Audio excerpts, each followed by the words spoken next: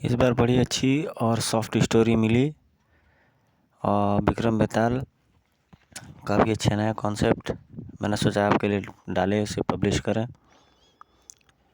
आम कॉमिक्स से अलग ये सब कॉमिक्स जो होती है थोड़ा सा रिलीफ देती है और गैर परंपरागत चीज़ों से हमें दूर निकालती है, मार धाड़ एक्शन से दूर। कभी कभी इस तरह का फिक्शन और हल्की फुल्की चीज़ें काफ़ी ज़्यादा माइंड को रिलीफ देती है। ये एक अच्छा प्रयास था विक्रम बेताल कॉमिक्स बाकीलाल का।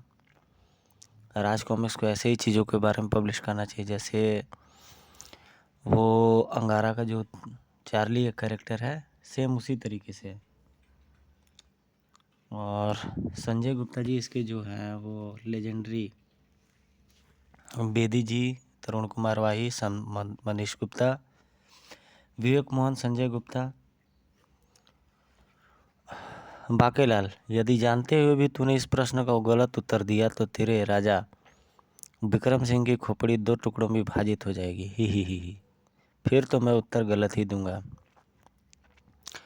बाकीलाल एक ऐसा जीव है जो हमेशा अपने राजा विक्रम सिंह की अपदस्थ करना चाहता है, उसे अपने पद से हटाना चाहता है। तो मन चाहे मुराद अगर मिले उससे तो बाकीलाल क्यों ना करे। अब इसमें स्टोरी में देखते क्या है, कॉन्सेप्ट काफ़ी अच्छा लग रहा है। बहुत पहले ही कॉमिक्स पढ़ी थी लेकिन याद नहीं है।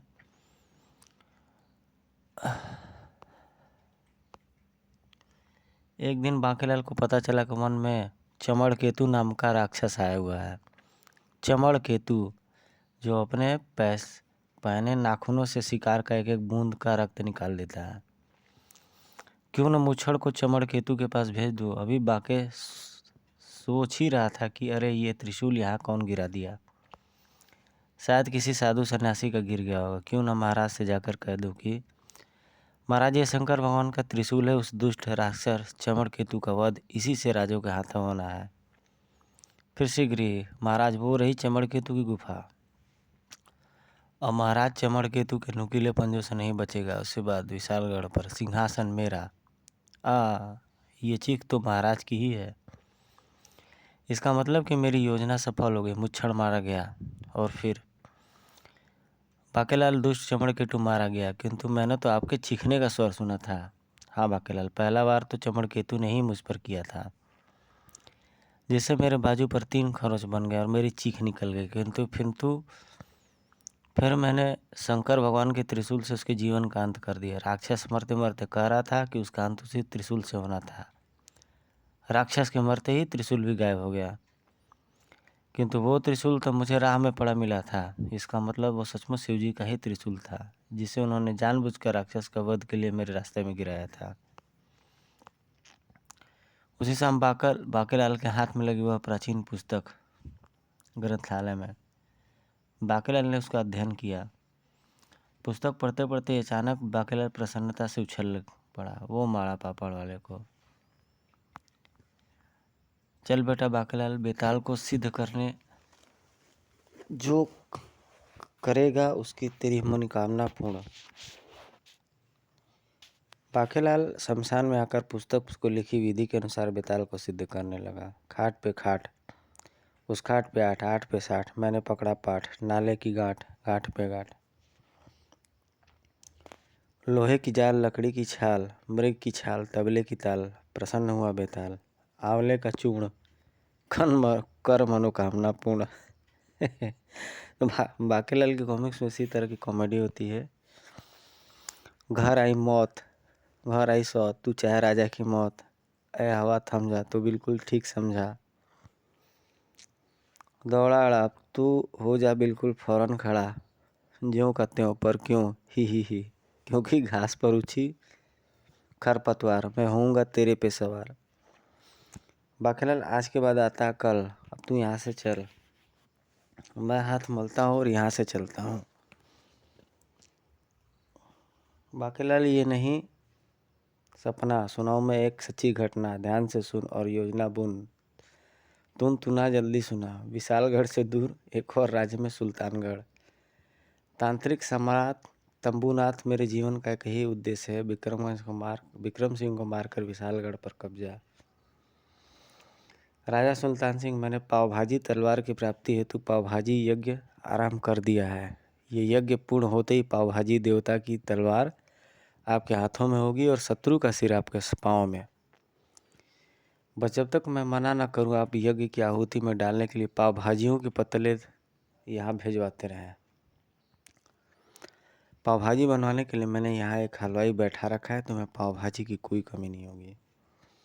और हाँ, यज्ञ में डाली गई पाव भाजियों की आहुति से जो पत्तल बचेंगे आपको या राज परिवार को उन्हें चाट कर ही साफ करना होगा, अन्यथा यज्ञ का फल प्राप्त नहीं होगा।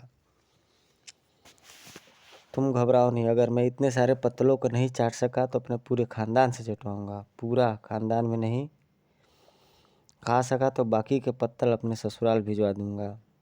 बस तलवार जल्दी से जल्दी मिलनी चाहिए। इधर बेताल ने बाकीलाल को कहानी सुनानी आरंभ की। बाकीलाल सुन, दुर्दशा नामक नगर में एक वीर युवक रहता था। उसका नाम था चक्रपाणी। उसका भुट्टों का व्यापार था। उसके भुने हुए भुट्टे दूर दूर तक प्रसिद्ध थे। चक्रपाणी के 3 भाई और थे। तीनों एक से एक बढ़कर थे। कोई चने बेचता था, कोई मूंगफली तो कोई रेवड़ी। चारों भाइयों की कीर्ति दूर दूर तक फैली थी। दुर्दशा के राजा बुद्धिदर्शी की एक पुत्री थी, राजकुमारी चतुरा।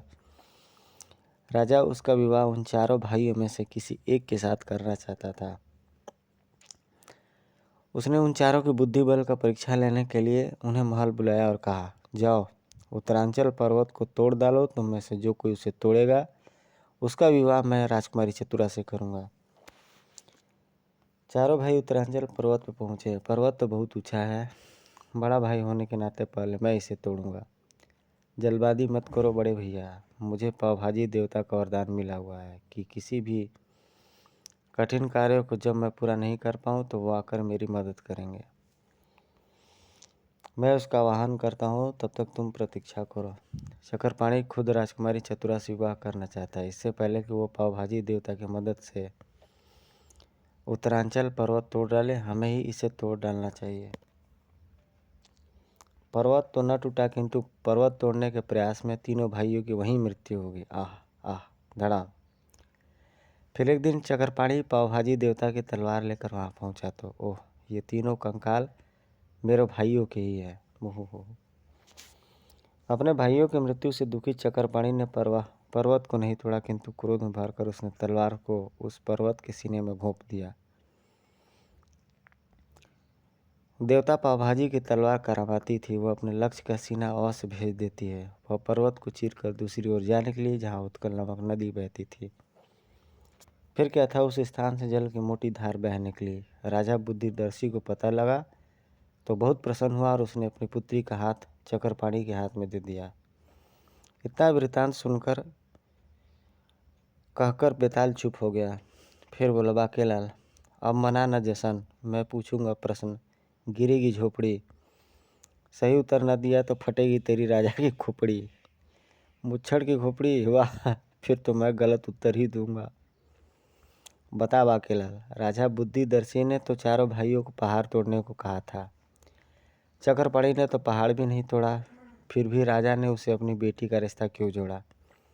बाकीलाल पुत्र, अगर दिया ना सही उत्तर तो गिरेगी झोपड़ी और फूटेगी तेरी राजा की खोपड़ी। ही। इसका सही उत्तर ये है क्योंकि उस पहाड़ के कारण उसके तीनों भाइयों की जान गई थी, इसलिए अब वो उसे तोड़कर राजकुमारी से विवाह नहीं करना चाहता था। सुनो बेताल, दरअसल राजा को प्यास लगी थी। वो पहाड़ तुड़वा कर नदी के जल से अपनी प्यास बुझवाना चाहता था, और ये बिल्कुल सही जवाब है।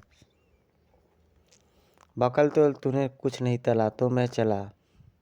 बाकी बेताल भाई, मुझे गलतफहमी हुई है, मेरा जवाब गलत है। विक्रम सिंह की खोपड़ी के टुकड़े टुकड़े कर दे कमबख्त।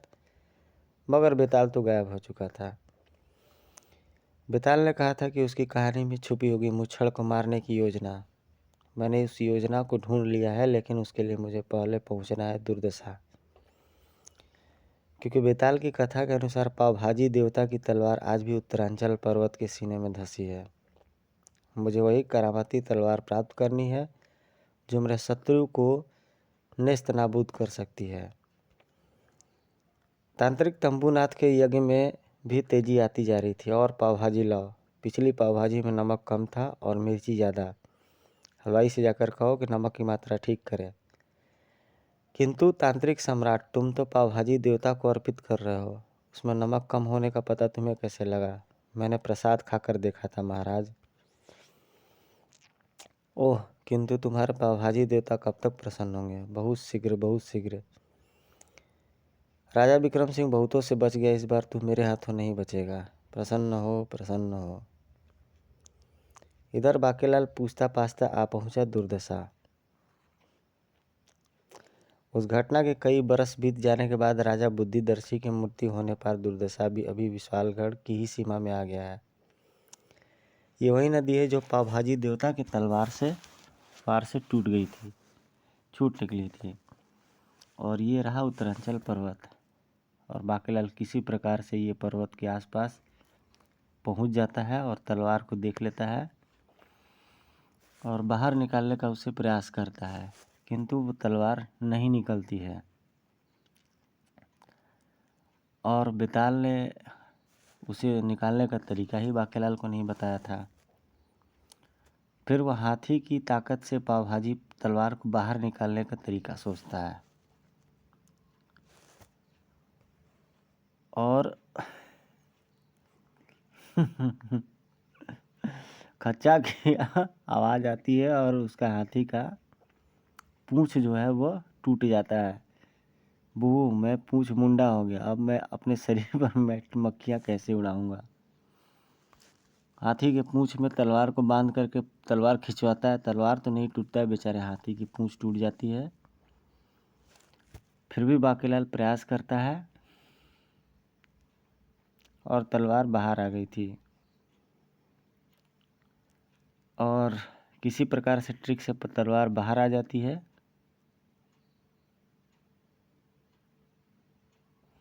तलवार के बाहर आते ही जलधार भी रुक गई और जो नदी वहाँ बन गई थी वो भी सूखने लगी। नदी सूख गई और नगर दिखने लगा। मकानों से बाहर आ गए लोग और लोग साप मुक्त हो जाते हैं। बकराल, मैं हूँ चक्रपाणी, मैं भी अपनी पत्नी के साथ इस नदी में डूब गया था, किंतु अब मेरे भाई भी जीवित हो गए हैं। मैं तुम्हारा उपकार कभी नहीं भूलूंगा। इसके बाद बाकेलाल वहाँ से चल पड़ता है। बाकेलाल के लिए महाराज को उस खंडहर में लाना कोई मुश्किल काम नहीं था। जो उन्हें शंकर भगवान के नाम पर वो उसे ले आता है और ला करके वहाँ तलवार मार देता है। बाकेलाल दुष्ट शैतान की कित्ता खचाक। तलवार मोटे की तोंद तक लंबी होकर आर पार हो गई है और विक्रम सिंह नीचे गिर पड़ता है। बाकेलाल चेक करता है कहीं विक्रम सिंह मर तो नहीं गया है और वापस महल आता है बाकेलाल।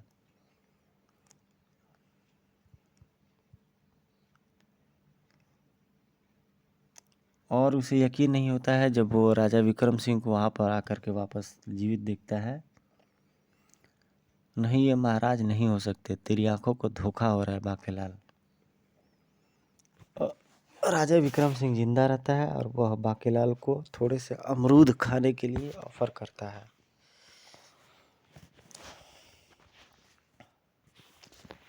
जल्दी से वो वापस आकर खंडहर में देखता है ताकि वो उसे विक्रम सिंह का शव का रहस्य पता चल सके, परंतु वहाँ पर कोई शव नहीं रहता है। बाकेलाल ने दौड़ाया घोड़ा। बाकेलाल, मुझे भाग गया क्योंकि तू फिर आ गया।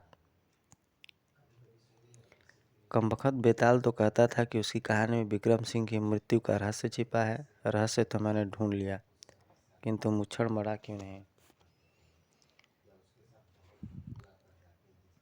बाकेलाल, मुझे तू भाग गया क्योंकि फिर आ गया। अकल के कच्चे बेताल के बच्चे, जाके हवा रख पर सामने आ। मैं हवा नहीं खाऊंगा, मैं सामने नहीं आऊँगा, क्योंकि गीत पे भी सिर पीर के गाता हूँ, कहानी में पट्टी पर चढ़कर ही सुनाता हूँ। बीत गई मेरी जवानी, मुझे नहीं सुननी तेरी कहानी। बाकेलाल गुस्साता है क्योंकि उसकी योजना विफल होती नजर आती है। वस्तु मरेगी तो सड़ेगी बाकेलाल, कहानी तो तुझे अब सुननी पड़ेगी। और मैं कहाँ जाऊँगा, तुझे सुनने नहीं आएगा तो मैं सुनाने आऊँगा। तो ठीक है भैया, मैं बन गया हूँ शमशानी, चल सुना कहानी। बाकेलाल टूटेगी झोपड़ी, यदि कहानी का जवाब सही न दिया तो फूटेगी तेरी राजा की खोपड़ी। फिर मैं तो गलत ही जवाब दूंगा। बाकेलाल ध्यान से कहानी सुन और अपनी योजना बुन। उधर तांत्रिक तंबूनाथ का यज्ञ पूरा हो गया था। ओह, यज्ञ कुंड से डकार की ध्वनि गूंज रही, इसका मतलब यज्ञ समाप्त हो गया। पावहाजी देवता की तलवार प्रकट हो गई और फिर मैं युद्ध का ऐलान करता हूँ। और ये जरा ठहरे महाराज, ये तलवार तो खुरदुरी थी। तूने कम नमक और ज़्यादा मिर्ची वाली पाव भाजी खिलाकर मेरा गला खराब कर दिया और मैं अमृत कुंड के अमृत से गरारे करने चला गया। लौटने में देर हो गई तो प्रसन्न होने में भी देरी हो गई। इसी बीच तलवार का प्रयोग किसी और ने कर लिया, हुण अपादा की कसूर। अब ये तलवार सब्जी तो काट सकती, किसी की गर्दन नहीं। हुण अपादा चल दे हैंगे यहाँ, तू तो जूते खाने के लायक है। तूने पहले चक्कर क्यों नहीं देखी पाव भाजी, अब चक्कर देख लूँगा। फिर से अब तेरा क्या मतलब, अब मैं शुरू करूँगा लस्सी यज्ञ, जिससे प्रसन्न होगा गंधर्व। गंधर्व के विष की कहीं कोई काट नहीं है। जल्दी से भगोना, मथनी, दही, दूध, शक्कर इत्यादि मंगवाए भगवान, ताकि लस्सी यज्ञ आरंभ किया जा सके। बेताल ने भी बाकेलाल को कहानी सुनानी आरंभ कर दी थी। बाकेलाल बहुत पहले की बात है। गंधर्वपुरी में गंधर्व मानव का राज्य था। गंधर्वपुरी का राजकुमार गंधर्व बुद्धि अपने राज्य में सबसे अधिक समझदार था। लोगों के काम में हाथ बांटने में उसे अधिक आनंद प्राप्त होता था। गंधर्व बुद्धि को भूख बहुत लगती थी। भूख उसे बिल्कुल बर्दाश्त नहीं होती थी। उसका प्रिय आहार था हरी और नरम मुलायम घास। उस दिन गंधर्व बुद्धि को बहुत भूख लगी। संयोग से उस समय दूब के मैदान में सींगा सर्प जलकुंभी विश्राम कर रहा था। सर्प को अपना प्रियतमा कमल ककड़ी की प्रतीक्षा थी। भूख से व्याकुल गंधर्व बुद्धि दूब के साथ साथ जलकुंभी सर्प को भी चबा गया। जलकुंभी विषैला न था, इसलिए गंधर्व बुद्धि को इस संयोग का पता ही न लगा। जलकुंभी की प्रियतमा कमल ककड़ी प्रियतम से मिलने वहां आ पहुंची तो उसे वह कहीं दिखाना पड़ा। प्रियतम खुंभी, मुझे आने में थोड़ा विलम्ब हो गया। माता श्री कहने लगी कि जहाँ भी जाना है लस्सी पी के जाना, किंतु मैं ऐसे ही चली आई ही। क्योंकि लस्सी तो हमने साथ ही पीने का वायदा किया है। किंतु तभी घास पर रक्त की चिन्ह देखकर कमल ककड़ी चौंक पड़ी। वही उसे मिली गड़वी, अरे जादुई गड़वी जिसमें लस्सी बनाते हैं। और वहाँ पर वह मथनी और शक्कर भी गिरे पड़े हुए देख करके शक करती है कि कहीं उसके साथ प्रियतम के साथ कोई अहित न हो गया हो। और वह उस अपने सर्प के अवशेष भी पाई जाती है। क्रोध में थरथर कांपती सर्पनी गंधर्व बुद्धि के क्रोध का पीछा करती उसके कक्ष तक आ पहुंचती है। थोड़ा और खोजबीन करने पर वहां उसे गधे के लीद में अपने प्रियतम की अस्थियों के अवशेष भी मिल गए। हत्यारे, तूने मेरे प्रियतम का वध किया, अब तू भी नहीं बचेगा। किंतु मैंने किसी का वध नहीं किया। तू हरी दूब के साथ साथ मेरे प्रीतम को भी खा गया, अब तू नहीं बचेगा। ओह, इसलिए मुझे खट्टी खट्टी डकारें आ रही थी, किंतु ये अनजाने में हुआ है। मेरे प्रीतम ने मुझे जादुई गड़वी में लस्सी बनाकर पिलाने का वादा किया था। जादुई गड़वी में मथनी चलाने पर लस्सी अपने आप बनती है। लस्सी पीने के बाद ही हम विवाह कर सकते थे, किंतु वादा टूट गया। किंतु वास्तव में तो जलकुंभी उसे लस्सी पिलाकर अपने वश में करना चाहता था। इस रहस्य का पता सर्पनी को नहीं था। अब मेरी आत्मा तेरे शरीर में जाकर तुझसे भयानक प्रतिशोध लेगी। नहीं, देखते ही देखते ही गंधर्व बुद्धि के भी सींग निकल आए और उसकी अकल सर्प जैसी हो गई, शक्ल सर्प जैसी हो गई। आज से तू किसी गंधर्व का विषैला गंधर्व नहीं कहलाएगा, तू अपने परिजनों को डस लेगा। आज से तू गंधर्व नहीं विषैला गंधर्व कहलाएगा। क्रोधित सर्पनी ने गंधर्व को माध्यम बनाकर संपूर्ण गंधर्व लोक का खात्मा कर डाला। कहते हैं कि आज भी गंधर्वपुरी में गंधर्व जीवित घूमता है और किसी को भी देख ले तो उसे बिना डसे नहीं रहता है। ढेंचू हिस। बाकीलाल गंधर्वपुरी को पहचान है शमशान जैसा वातावरण, आस पर बिखरी हुई हड्डियां व खोपड़ियां, जगह जगह पर बने मकड़ी के जाले, उड़ते चमगादड़, सांप, बिच्छू, कनखजूरे। बाकीलाल अब और न सता, जल्दी बता। कहते हैं मीठी लस्सी पीने से आलस और नींद आती है, किंतु जलकुंभी को नींद कैसे आ गई जबकि उसने तो लस्सी पी भी नहीं थी।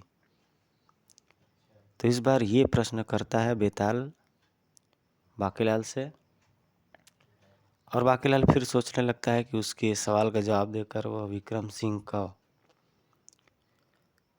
मरवा देगा, किंतु गलत जवाब देता है, जिसके चलते उसे बेताल को वापस जाना पड़ता है। और कहानी सुनाए गए के अनुसार वो गंधर्वपुरी पहुंचता है और वहाँ जा कर के ये इस तरह की चीज़ों को देखता है।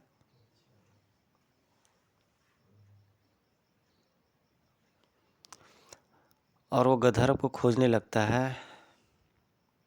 गंधर्व क्रोधित होकर बाकीलाल पर झपटता है। यह प्रतिशोध से भरी सर्पनी की पुकार है, वो मुझे नहीं छोड़ेगी, किंतु मैं तो इसका प्रयोग विक्रम सिंह पर करने की सोच रहा था।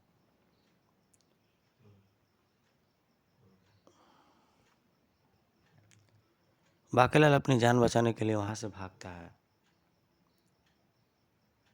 किंतु बाकीलाल को वो डस नहीं पाता। वो बाकीलाल को ठगने का काफ़ी प्रयास करता है, डसने का, और उसे एक ठोकर लगने पर बाकीलाल थोड़ा सा पीछे जाके गिर पड़ता है और वहाँ पे उसे खेत में गिरा हुआ जादुई मथनी दिखाई पड़ता है। और बेटे बाकीलाल, अगर तूने गंधर्व को वश में करना है तो तुझे इस जादुई गड़वी में बिलोई हुई लस्सी पिलानी ही होगी। बिलोना शुरू करते ही गड़वी में वही अपने आप ही आ जाएगा। उफ, यहाँ तो सूखी हुई घास है, इन तिनकों में बाकीलाल मेरे सामने भी खड़ा होगा तो मैं उसे न पहचान पाऊँ। तिनको और बाकीलाल में कोई विशेष फर्क मुझे नहीं लगा, लेकिन गंधर्व ने उसे खोज लिया। ओ, ये रगड़ने की आवाज़ कहाँ से आ रही है? अरे हाँ, ये रहा बाकीलाल। किंतु बाकीलाल उसके मुंह पर वो लस्सी फेंक देता है, जिससे उसके मुंह में गंधर्व को लस्सी आ जाती है।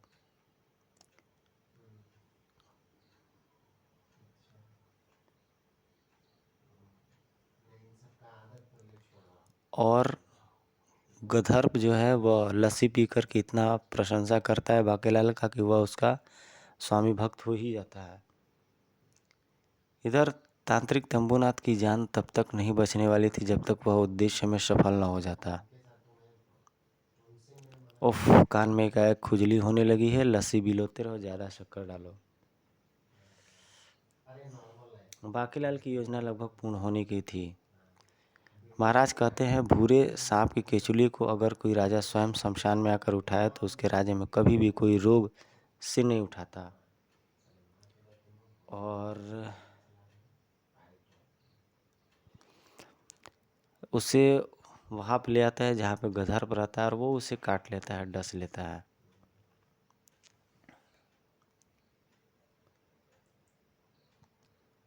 और बाकीलाल काफ़ी खुश हो जाता है और विक्रम सिंह को दफनाने के लिए गड्ढा कर लेता है और उसे दफना करके वहाँ चला जाता है। और गंधर्व इधर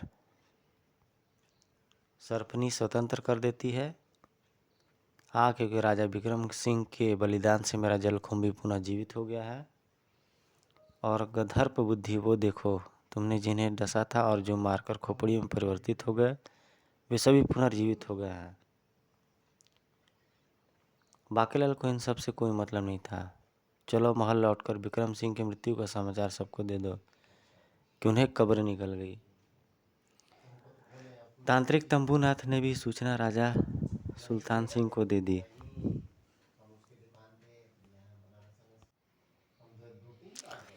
अभी तांत्रिक तंबूनाथ ने भी ये सूचना राजा सुल्तान सिंह को दी। मुबारक हो महाराज, यज्ञ पूरा हो गया, किंतु क्योंकि यज्ञ कुंड अब और लस्सी की आहुति स्वीकार नहीं कर रहा। लेकिन ये क्या, ये गधा क्यों प्रकट हो गया? मैंने तो गधर्व को प्रसन्न किया था। गधे की पली दुलत्ती, तड़ाक तड़ाका। हे गधर्व देवता, मैंने तुम्हारी आराधना की थी गधर्व की प्राप्ति के लिए। तुमने गधा भेजकर हमें क्यों पिटवाया? क्योंकि तूने देर कर दी। सर्पनी द्वारा गधर्व का शरीर छोड़ देने के से गधर्व अब इस गधे जितना ही शक्तिशाली रह गया है। और इसने तुम्हें दुलत्ती इसलिए जड़ी है क्योंकि तूने मुझे लस्सी में केकड़ा मिलाकर पिला दिया है, तभी गधा हो गया गायब। कमबख्त, तूने गधर्व देवता को केकड़ा लस्सी में पिलाकर क्यों पिलाया? कमबख्त, तूने गधर्व देवता को केकड़ा लस्सी में मिलाकर क्यों पिलाया? आपने ही तो मुझे कहा था कि मैं लस्सी में केकड़ा मिलाकर यज्ञ की आहुति दूं। फिर उसकी तांत्रिक तंबूनाथ की योजना विफल होती है। और आप फिक्र न करें महाराज, मैं पराजय स्वीकार नहीं करूंगा। इस बार मैं करूंगा हस्त यज्ञ। बाकेलाल के तो हाथ के तोते उसी वक्त उड़ गए जब, अरे बाकेलाल तुम कहाँ चले गए थे? मैं कब से तुम्हारी प्रतीक्षा कर रहा था ताकि हम दोनों एक साथ बैठकर खिचड़ी खा सके। बाकेलाल ये क्या कर रहा है? महाराज, खिचड़ी खाने से पूर्व खंभे पर माथा फोड़ने और प्रेम भाव और भी अधिक प्रगाढ़ होता है। तो फिर चलो अब खिचड़ी खाएं।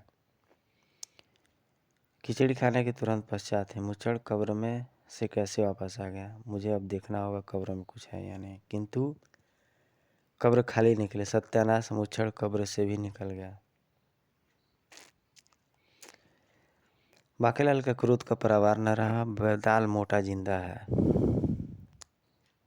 बेताल फिर से बाकेलाल पर प्रकट हो जाता है, उसकी पद्दी पर प्रकट हो जाता है। घोड़ा घास खा गया, देख में फिर आ गया। बाकेलाल बेताल मोटा जिंदा है।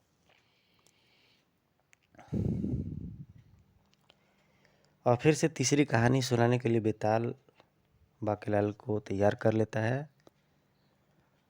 बहुत समय की बात है, चंद्रगढ़ में एक बहुत ही घमंडी, उद्दंड और कंजूस राजा हुआ करता था। उसका नाम था न्यायप्रिय। वो था भी अन्यायप्रिय। उसके राज्य में चोरी की सजा के फलस्वरूप हाथ काट दिए जाते थे और काफ़ी अत्याचारी राजा रहा था। उसी राज्य में पवन कुमार नाम का एकमात्र एवं पितृभक्त एवं आज्ञाकारी युवक रहता था, जिसका उद्देश्य था अपने बूढ़े माता पिता को डोली में बैठाकर तीर्थ करवाना। और वो उन्हें ले भी जाता है तीर्थ कराने के लिए। और अचानक बीच रास्ते में अपनी माता से पूछता है, हे माता, राह में एक मूंगफली गिरी पड़ी है, क्या वो उठा लाऊं? लिया बेटा, कुछ तो काम चलेगा। कड़च ही। खबरदार, मैंने क्या किया है? तुमने महाराज की मूंगफली चुराई है। नहीं, यह अन्याय है। किंतु वो अत्याचारी राजा उस युवक के दोनों हाथ काट लेता है। उस हादसे के कारण पवन कुमार के माता पिता का स्वर्गवास हो गया। पापी दुष्ट, तूने मुझे अपने माता पिता को तीर्थ यात्रा भी पूर्ण न करवाने दी। अब मेरी और उनकी आत्मा तक जीवन भर भटकती रहेगी। शैतान, अब ये कटे हाथ न केवल तेरी मृत्यु का कारण बनेंगे, बल्कि किसी भी राज्य के राजा या रानी के सामने पड़ने पर उसे भी खत्म कर देंगे। ऐसा कहकर पवन कुमार ने भी अपने प्राण त्याग दिए और उसके कटे हाथों ने राजा अन्यायप्रिय का गला दबा दिया। राजा का गला दबाने के पश्चात जब हाथ पुनः जमीन पर गिर पड़े तो सेनापति ने उन्हें सभी शवों के साथ उन्हें वहां दफना दिया। नगर में ऐलान करा दो कि आज के बाद कोई मूंगफली बिना और आज्ञा जमीन से उठाकर नहीं खाएगा। लालच होता खराब, बाके दे अब प्रश्न का जवाब। राजा को कैसे पता चला कि उसकी एक मूंगफली पीछे की ओर कहीं गिर गई है और वो उसे ढूंढता हुआ वहां आ पहुंचा। इस प्रश्न का उत्तर तो ये है कि राजा ने लिफाफे में मूंगफलियां गिनकर डाली थी। अब सारी मूंगफलियां उसने खा ली तो उसे पता लगा कि एक कम है और वह उसे ढूंढने वापस आ गया, परंतु मैं उसे गलत उत्तर दूंगा। दरअसल राजा को मूंगफली तोड़ने की आवाज़ सुनाई दी गई थी, जिसे सुनकर वो अपनी मूंगफली लेने फौरन वापस आ गया। और ये है सही जवाब। पानी में उबालकर अपनी दाल को गला, तूने दिया सही जवाब तो मैं चला। फिर बाकीलाल अपनी योजना अनुसार परेशान हो गया था और किंतु बेताल ने मुझे बताया कि नहीं कि चंदनगढ़ कहाँ है और कहाँ है वो स्थान जहाँ दफन है पवन कुमार के कटे हाथ। और इस बार विक्रम सिंह की मृत्यु का कारण उन कटे हाथों को बनाना चाहता था बाकीलाल, क्योंकि स्वयं पवन कुमार ने ही ऐसा कहा था कि वो किसी भी राजा के सामने पड़ने पर उसे भी खत्म कर देगा। ओह, ये तो ठीक वैसी डोली है जिसमें पवन कुमार अपने माता पिता को तीर्थ यात्रा पर लेकर निकला था। यही वह दफन है कटे हाथ। ओह, इसका मतलब कभी विशालगढ़ ही चंदनगढ़ था। ये कंकाल पवन कुमार उसके माता पिता और राजा के ही हैं और वो रहे कटे हाथ। ये हाथ कंकाल में नहीं बदले हैं, बल्कि वैसे ही है जैसे कटते समय थे। बांकालाल ने उन हाथों को एक वस्त्र में लपेटा और अब मैं इन्हें महाराज के सामने पहुंचकर आज़ाद कर दूंगा। तांत्रिक तंबूनाथ का हस्तयज्ञ जारी था। अगर नगर की सभी सुंदर बालाएं जब तक अपने हाथों से अपने कटे नाखूनों की आहुति नहीं डालेंगी, ये यज्ञ पूर्ण नहीं होगा। तुम घबराओ नहीं तांत्रिक तंबूनाथ, ये देखो मैंने नगर की तमाम सुंदरियों को आहुति देने के लिए बुलवा लिया है। ओम भभूति ले भभूति। लेकिन तभी एक भीषण विस्फोट। अनर्थ अनर्थ। महाराज ये क्या किया? इसे भी पंक्ति में लगा दिया है। क्यों? इसमें क्या खराबी है? महाराज ये न तो युवती है, न पुरुष, न किन्नर। ये तो किन्नर है ही।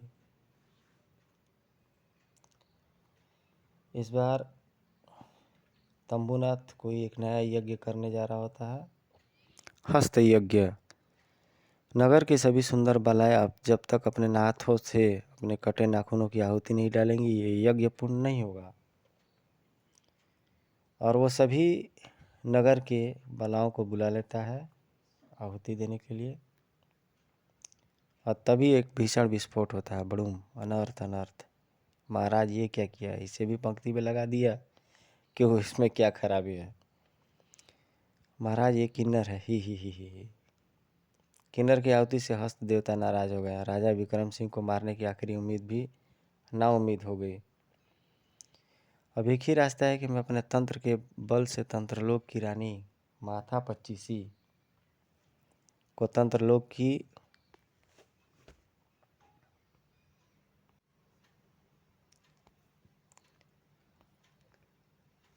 माथा पच्चीसी को बुलाऊं तंत्रलोक, जिसके सामने पड़ते ही 25 शत्रु एक साथ सिर झुका देते हैं। तब हम उनमें से अपने शत्रु को ढूंढकर उसका सिर काट देंगे।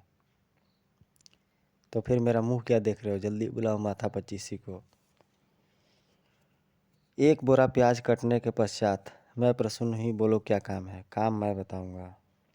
तो फिर चलो मेरे साथ। आज मैं विशालगढ़ पर मेरा अधिकार है।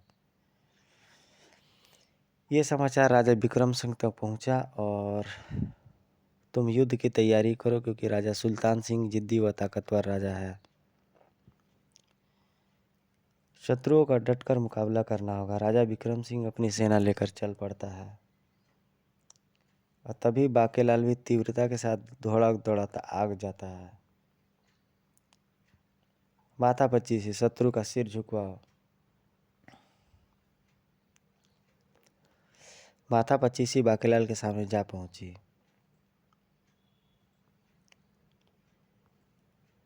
बाकेलाल ने जैसे अपने हाथ जोड़े कि उसके हाथों से छमी कटे हाथों वाली पोटली छूटकर नीचे आ गिर पड़ी और राजा सुल्तान सिंह ने जैसे अपने तलवार बाकेलाल का सिर काटने के लिए ऊंची की, ओ ये क्या! उस राजा का वध पवन कुमार के कटे हाथ कर देते हैं और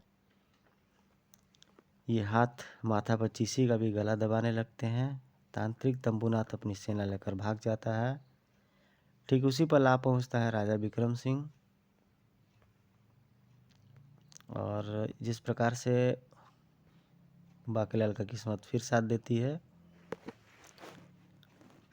बाकीलाल जैसे ही राजा हाथों को पकड़ने के लिए जाता है, विक्रम सिंह अपनी सेना लेकर खुद ही मरने यहाँ पहुंचा। ये हाथ उसे ही खत्म करने जा रहा है, और विक्रम सिंह का गला दबा लेते हैं और महाराज मारे गए। और फिर पवन कुमार जीवित हो जाता है। बैताल तभी वहाँ पे प्रकट हो जाता है। घबराओ नहीं बाकीलाल, अब मैं तुम्हें और कहानी नहीं सुनाऊंगा, क्योंकि असली राजा विक्रम सिंह को बचाने के लिए पृथ्वी की जिन 3 अचूक शक्तियों को ये दुष्ट तांत्रिक तंबूनाथ राजा सुल्तान के कहने पर प्राप्त करने की चेष्टा कर रहा था, उनका अंत तुम्हारे हाथ हो चुका है। और इनमें से एक भी ताकत तंबूनाथ प्राप्त कर लेता तो राजा विक्रम सिंह बचते नहीं, क्योंकि ये शक्तियाँ राजा विक्रम के तीनों छद्म रूपों को खत्म करके असली विक्रम सिंह तक पहुंचकर उन्हें भी खत्म कर डालती है। किंतु इन शक्तियों का प्रयोग बाकीलाल के हाथों विक्रम सिंह पर होने के तुरंत पश्चात हुए भलाई के कामों के कारण शक्तियाँ भी एक एक करके वहीं खत्म होती चली गई। जैसे पावभाजी तलवार के उत्तरांचल पर्वत से निकलते ही डूबे नगर सहित चक्रपाणी का सांप कट गया, फिर गधर्प बुद्धि जलकुंभी व सर्पनी कमाल ककड़ी का सांप कटा, फिर पवन कुमार सपरिवार जीवित होता।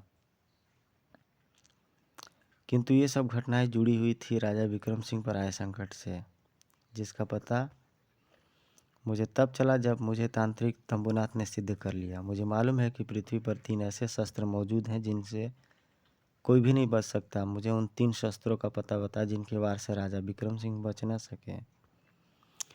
किंतु यह तांत्रिक का दुर्भाग्य था कि मैंने विक्रम सिंह के पुरखों का नमक खाया था और मैं नमक हरामी नहीं कर सकता था। ओह, तू उन शस्त्रों का पता बताने से इनकार कर रहा है, मैं तुझे अंधे कुएं में लटका दूंगा। किंतु वो मेरा कुछ न बिगाड़ पाया। मैं जानता था कि अब वो यज्ञ करके सीधे सीधे उन शस्त्रों को पाने की चेष्टा करेगा, हालांकि इस कार्य में उसे थोड़ा ज़्यादा समय लगता। मुझे विशालगढ़ के राजा की रक्षा करनी होगी। मैं राजा विक्रम सिंह के पास पहुंचा तो उस वक्त मैं बाकीलाल को उन्हें शिव का त्रिशूल देकर चमड़केतु की गुफा में भेजते देखा। मैं राजा की चीख सुनकर अंदर पहुंचा तो चमड़केतु मृत पड़ा था और राजा घायल।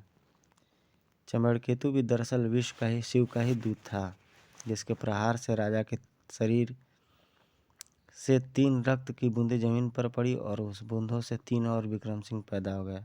अरे, 3 और राजा विक्रम सिंह। मैंने वहां पहुंचकर महाराज को सारी स्थिति अवगत कराया और कहा, महाराज, आपके 3 छद्म रूप एक एक करके बलिदान होने के लिए पैदा हुए हैं। फिर मैंने ही बाकीलाल को बेताल साधना के लिए प्रेरित किया और कहानी सुनाकर उसे बारी बारी से उन राज्यों तक पहुँचाया। बाकीलाल, तुमने जिन्हें मारा वो महाराज के छद्म रूप थे और असली महाराज ये हैं। अब संकट टल चुका है। एक बात समझ में नहीं आई, तुम महाराज को मारने के लिए इतने उतावले क्यों थे? क्योंकि बाकीलाल को पहले ही मुझ पर आए हुए संकट की भविष्यवाणी शंकर भगवान ने कर दी होगी। महाराज, मैं चाहता था कि संकट जल्दी से जल्दी टल जाए, और मुझे पता था कि अगर ये राजा का शत्रु होता तो मुझे हर बार सही जवाब न देता और फिर वही ट्रेडिशनल समाप्ति, पारंपरिक समाप्ति बाकीलाल की कॉमिक्स की, जिसमें उसकी योजना फ्लॉप हो जाती है। आप मुझे इंस्टाग्राम पे फॉलो कर सकते हैं, फेसबुक पर फॉलो कर सकते हैं, प्रशांत राजन कॉमिक्स के नाम से। चैनल को हिट करिए, डायरेक्ट लाइक सब्सक्राइब शेयर करिए। इसके पहले मैंने मनोज राज कॉमिक्स डायमंड में बहुत सारी सीरीज़ को डाला हुआ है, उन्हें देखें और आप उससे अपना रिस्पॉन्स दें। क्या चीज़ें उनमें लगती है, क्या आप इम्प्लीमेंटेशन इसमें चाहते हैं। FMC, Marvel, DC, X Men series, Pokemon, Doraemon, He Man, जो पहले ज़माने के कार्टून सीरियल से, उस पर भी मुझे बनाना है सीरीज। आकाश का जादूगर जो चर्चित थी, उस पर भी मैंने बनाया हुआ है। बांडासुर, अभी सर्व समर आई हुई है जो बाकेलाल सीरीज की है, सॉरी नागराज ध्रुव सर्व समर सीरीज, उस पर भी मैंने बनाया हुआ है। भेड़िया की जो भी चल रही है दोषपूर्ण श्रृंखला, उस पर भी हम काम कर चुके हैं। चलिए मिलते हैं आपसे नेक्स्ट वीडियो में। Till then take care, good bye, जय हिंद।